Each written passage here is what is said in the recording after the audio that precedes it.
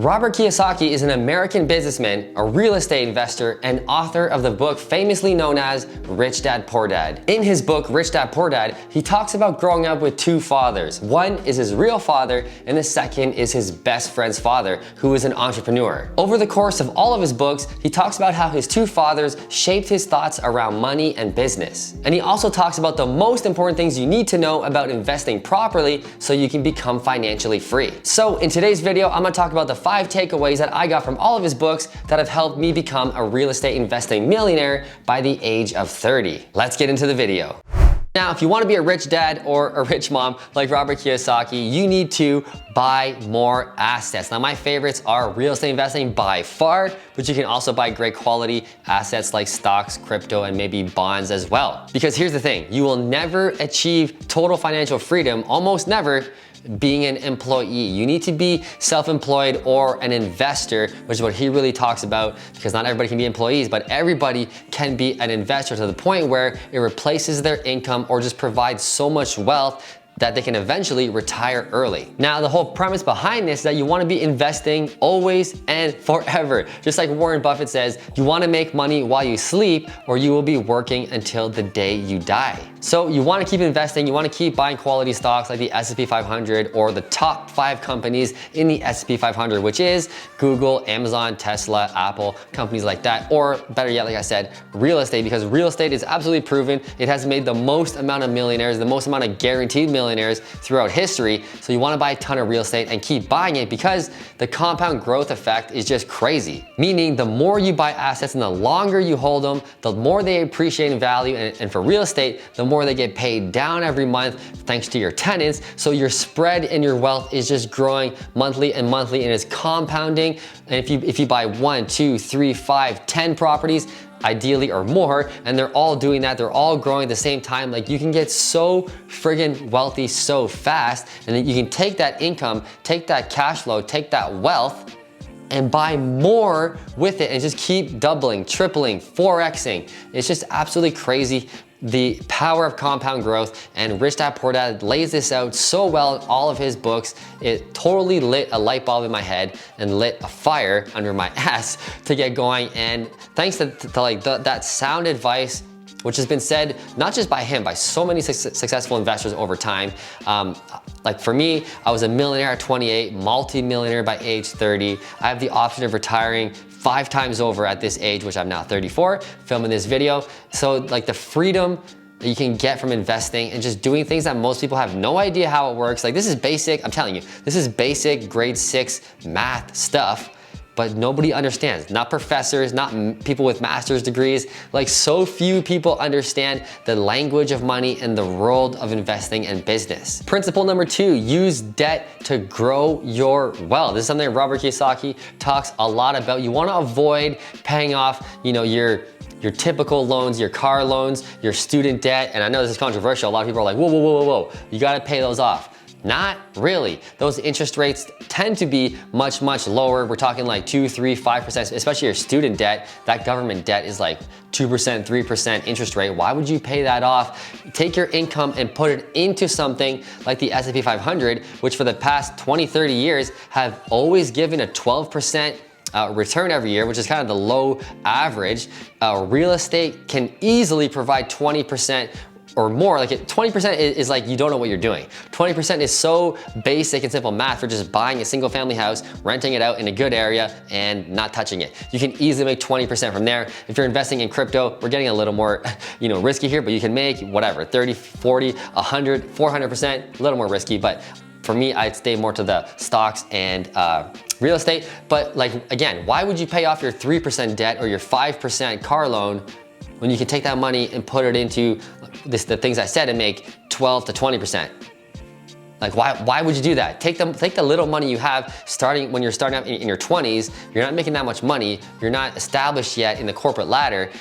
Don't take that little money you have and just throw it away on those crappy debts. You wanna keep that and invest it.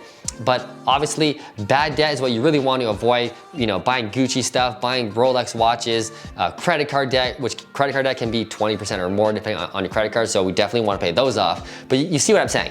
Don't pay off your typical things. Don't pay off your mortgage. Oh my God. Do not pay off your friggin' principal residence mortgage, man.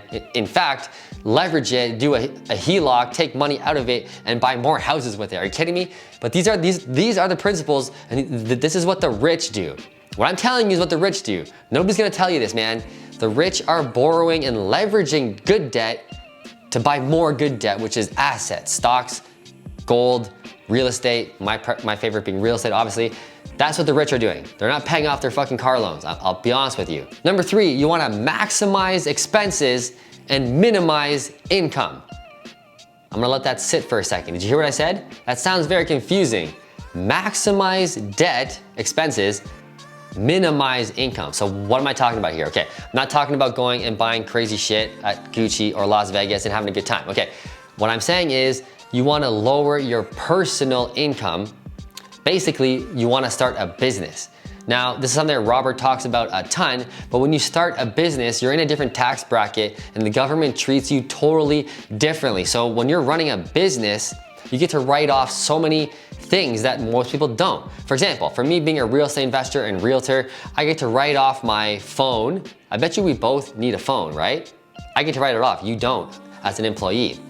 I use the internet for my business. You also have internet, I bet, to watch your Netflix and watch all your stuff at home. You don't get to write it off as an employee, but I do. All my gas for my car, we both gotta drive to the grocery store, I get to write it all off. Our car payment, we both need a car, you can't write it off, but I can. You see where I'm going here? When you have a business, the government says, yep, you have a business, I understand you need these things to run your business, even though you're only using it for 10% of your business. You know, you're watching Netflix for yourself, I know you are, but still, Uncle Sam has gotta let you write that off, I get it. So the government gives us all of these bonuses for being self-employed and being a housing provider. Now, if you're a real estate investor, you get even more benefits and tax treatment benefits than even just being a business owner. Now, if you're providing housing, the government understands that they can't provide housing worth shit. I mean, look at government housing. It is terrible. They don't know what they're doing. It's crummy. There's roaches everywhere. It's the worst. Everyone knows it, and they know it. And they know that they need to incentivize private citizens who can do it way the fuck better than they can. They need to incentivize us to do it. In exchange, they give us so many bonuses like depreciation and writing off all of these things that come with our business. I won't get into the weeds too much on how this all works, how to write off depreciation and all that, but insane benefits that you need to learn and talk to your accountant about, because real estate investing is definitely where it's at, and this is literally how the rich get richer. You see all the complaints, all the protests, like Occupy Wall Street, all this stuff. The rich, the top 1%. Yeah. Get in the top 1%. Start acting like the 1%. Because the government loves the 1%, dude. They're never changing these rules. Never. They never will.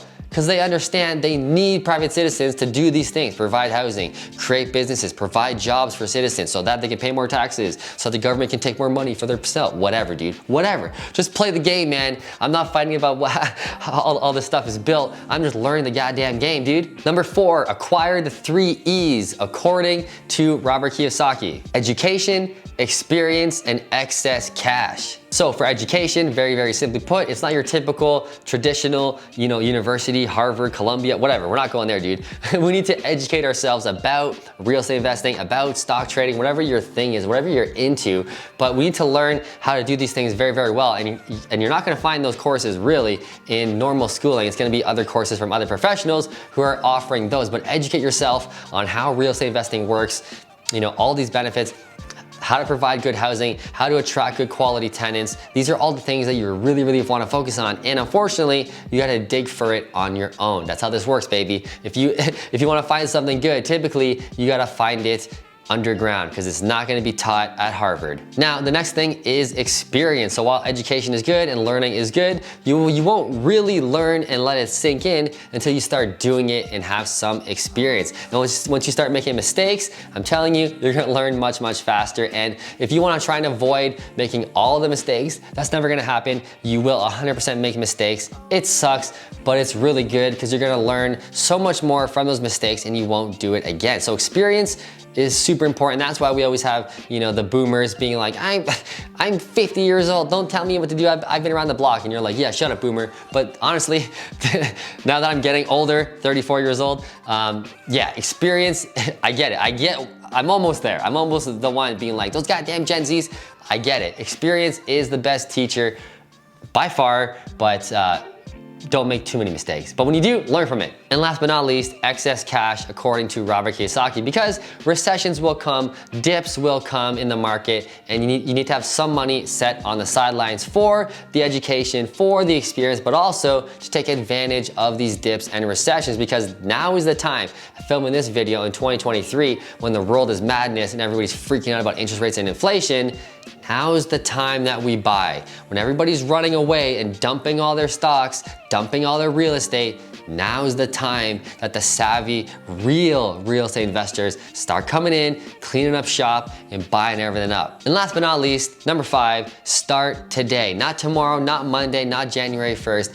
Today. If you want to become a real estate investor, start today. Start calling realtors, start networking with other people in real estate investing groups, meet with other people, chat about their experiences and what they're doing with their business and their life. Start today. Because the worst thing you can do is just read your books and do nothing, which is what most people do.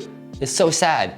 Most people just love taking in knowledge. Why? It feels good. It feels like they're getting somewhere. They'll be ready when they'll do it when they'll do it never.